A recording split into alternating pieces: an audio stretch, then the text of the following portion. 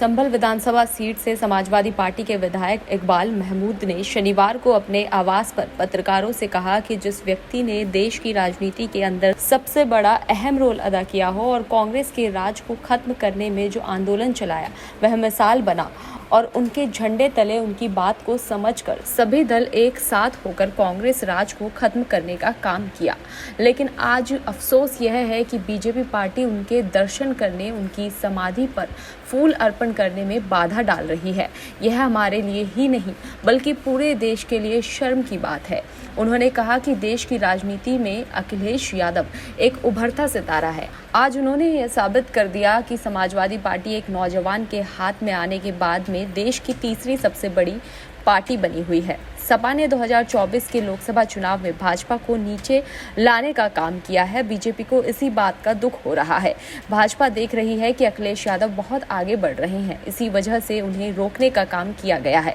सपा विधायक ने कहा कि पिछले साल भी अखिलेश यादव जी को JPNIC में कूद कर जाना पड़ा था। यह अफसोस की बात है कि जो इस देश का महान नेता रहा हो, जो इस देश में एक बड़ा बदलाव लाया हो, ऐसे व्यक्ति की प्रतिमा पर अगर कोई माल्यार्पण कर रहा है तो उसे रोकना नहीं चाहिए। उन्होंने कहा कि अगर सरकार कह रही है कि अभी इसका निर्माण नहीं हुआ है तो यह अफसोस की बात है।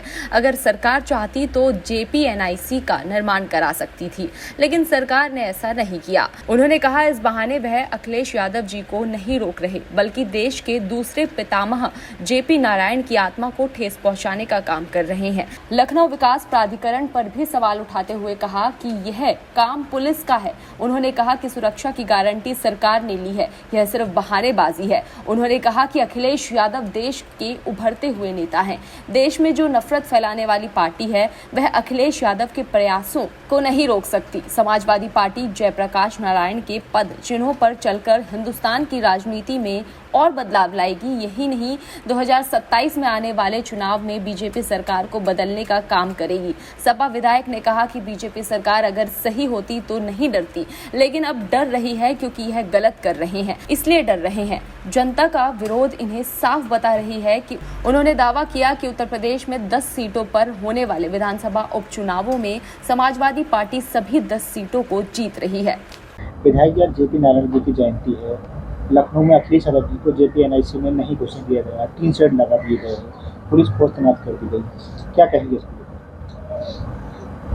इस संबंध में? मैं ये कहूँगा कि जिस व्यक्ति ने देश की राजनीति के अंदर सबसे बड़ा अहम रोल अदा करा हो और कांग्रेस जितनी सबसे पुरानी पार्टी देश की रही हो, उसका राज को ख़त्म करने में JP ने जो आंदोलन चलाया वो एक मिसाल बना और उनके झंडे तले उनकी बात को समझकर सारी पार्टियां एक होकर कांग्रेस राज को खत्म करने का काम किया।